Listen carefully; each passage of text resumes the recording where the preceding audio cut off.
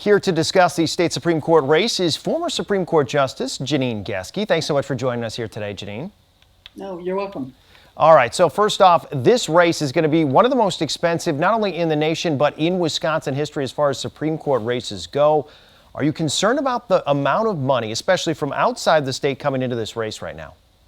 Well, I am very concerned because the outside groups have their own agendas as to who they want on the court and why they want them on the court. And they are coming into the state and spending lots of money on ads to deal with crime that have nothing to do with their own particular issues, trying to scare people, I think. And unfortunately, when you're talking about millions and millions of dollars of ads, it has an impact on voters. And so we've got people from outside the state doing everything they can to influence those of us who live in Wisconsin and are going to be voting both in the primary and ultimately in the election in April. This is supposed to be a nonpartisan race, but we've seen that's not really the case here with these campaigns. Is this becoming too partisan for you? Oh, it's way beyond too partisan. Historically and importantly, our races were to focus on the fact that we want impartial, fair judges, that when they hear a case, they will look at it anew without a particular political bent, look at the law, look at the arguments in the particular case, listen to their colleagues and come to a conclusion.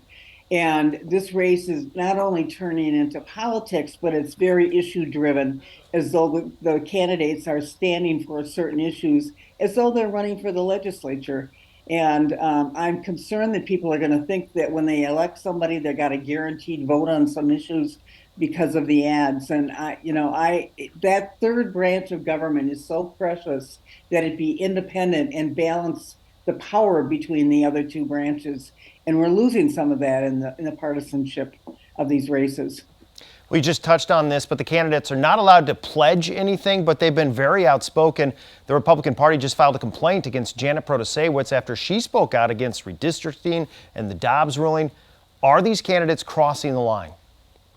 They're not crossing the ethical line, the ethical line's not where I would like it to be, but the ethical line is ultimately a promise that you're going to vote a certain way. But the problem is that when candidates, whether they're talking about gerrymandering or they're talking about certain given issues or they're talking about abortion, the people hear that as though when the judge gets the case, that he or she will decide it consistent with their personal views. And that's not the oath they take. They take an oath to look at it independently. And so even though they're not crossing the line, people are believing that they're voting for basically super legislators who are going to make decisions on policy as opposed to the law. Now, these candidates have taken some shots at each other here in the primary race. If we end up with two finalists on opposite ends of the political spectrum, though, does this race shift back to those policy issues that you talked about have been such a big issue moving forward?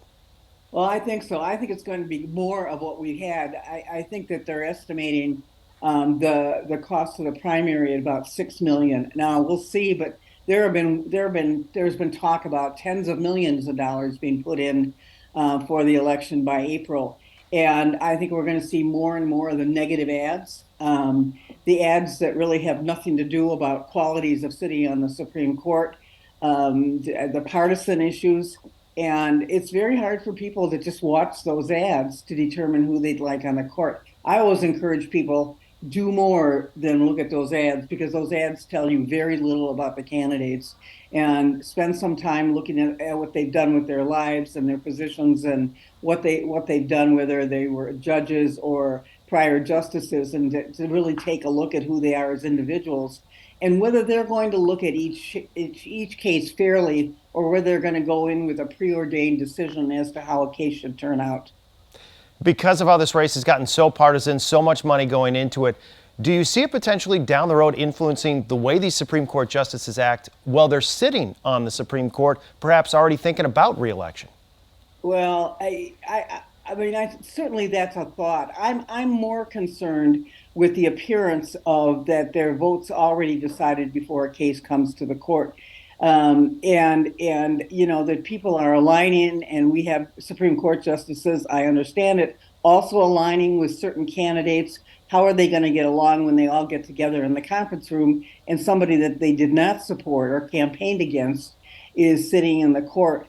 But I'm concerned about the whole process. I've been a big believer in elected judiciary, and I think we're getting to a point where we ought to really be having a serious discussion whether we ought to have an appointed judiciary involving a bipartisan committee that makes recommendations to a governor, because we're really losing our ability to have judges who go in and look at a case anew, without specific promises to certain constituencies.